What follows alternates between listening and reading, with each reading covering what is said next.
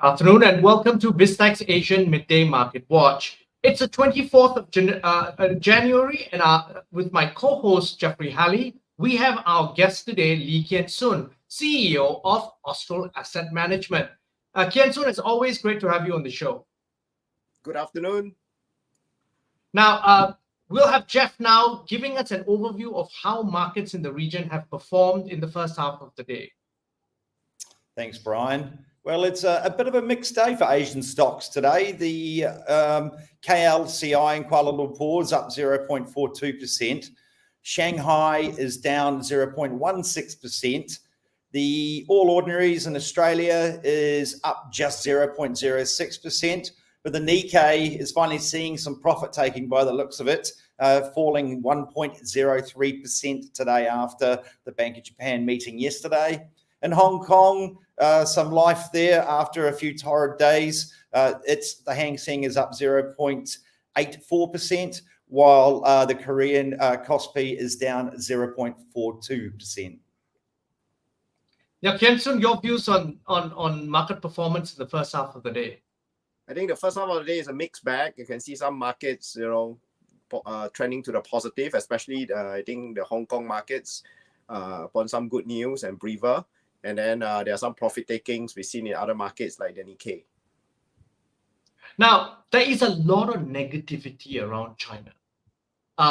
You've got the Hang Seng, which is down more than 10% in a month. So it's hitting GFC lows of around 15,000 point mark. What's your view on this narrative, and do you think this is really going to continue?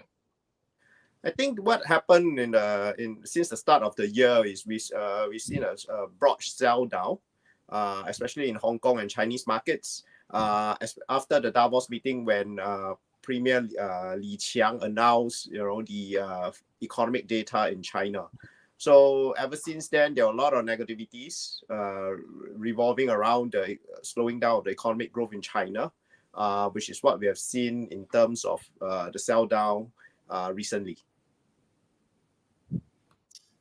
Right now, what we have been hearing this week, though, is that the Chinese government is pondering buying stocks directly in the market, or putting money in for other vehicles to do that. The numbers running around apparently something like 2 trillion yuan as the headline package.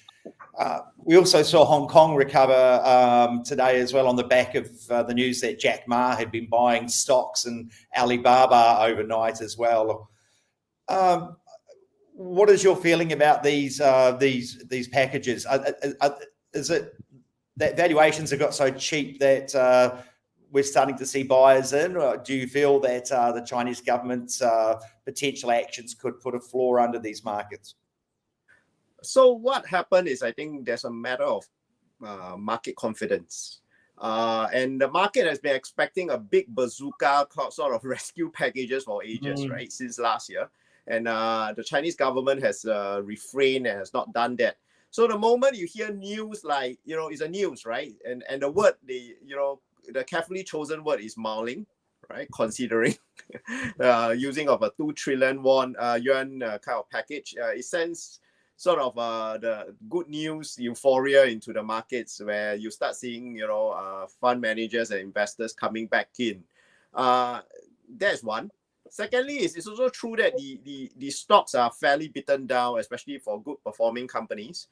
Even the owners, as you mentioned, right, are buying back their own shares. I think you will see that coming in the coming weeks, because sometimes it takes time for the shareholders to approve owners buying back their own shares, and because the Hong Kong stocks in particular has been so beaten down, there's no reason why the owners are not buying themselves, since they know the state of their own business. And in particular, if you mention some of the platform business, the big names, the kind of free cash flow they are generating per annum, right, despite the slowing growth, is still in terms of 20-30 billions a year, right, in terms of free cash flow for the business. So it is a good business, and they have competition with the new players, but it's still printing cash. So I think the owners find basically the owners find it tempting to even buy some themselves at such attractive valuations. Having said so, if you have good news like government coming in and despite all the negativities, you're going to get a lot of market volatility because market are jittery now. The moment they hear some potentials for packages, rescue packages, they are likely going to line up, coming in. And the moment that they are disappointed, because often these reports are not backed up by realistic actions, right? They're going to run for the hills again. But what is interesting this year is if you look at any kind of data that's announced out of China, it's taken with a negative form of lenses, right? 5.2% is not good enough. Export data going up is still not good enough. And similarly, any news coming out of Japan or US markets, the markets tend to give them a lot of positive support, and it drives the market even higher. You can't have a bigger disconnect when the Nikkei is up, almost 8%, while Hang Seng after the last 2 days of recovery is down slightly less than 10%. Even you have two markets in Asia, and we all know what are the issues surrounding the companies in these two markets, but you can't have a bigger disconnect, than what we have seen so far month to date. So, Kian, this is exactly what Jeff has alluded to in several times when he's been on as an analyst as well as a co-host, that really the money flows are really moved towards Japan, and that it's almost a carefully crafted narrative around the negativity in China, forcing fund flows really into Japan. And that would explain really this sharp rise in the Nikkei over the last year, almost a year now. That's correct. And, as an investor, it depends on your time horizon and your patience, right? If you're looking at, looking at the fundamentals of companies and picking up really good value stocks, you should be looking in, the Hong Kong Chinese markets.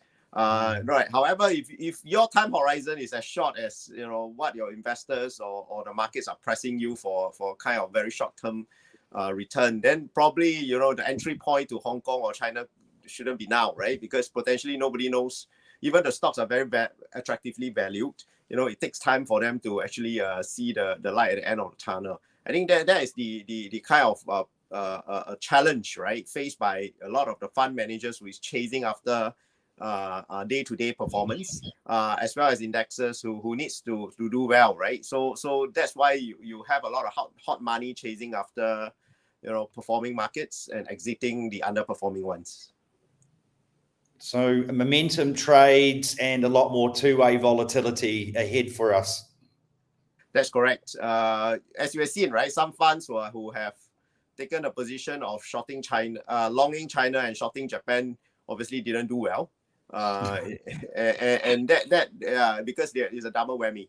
But if you are a long fund which and taken positions and you have the time to be patient, and time is on your side, you're not highly geared or leveraged, then perhaps it's a good time to pick up the attractive value stocks in underperforming markets. Wonderful. We've been speaking to Kian Soon. Thank you very much for being on the show. Lee Kian Soon is the CEO of Astral Asset Management in Singapore, and he's been on BizTech Asia's Midday Market Watch. I'm Jeffery Halley. And I'm Brian Fernandez.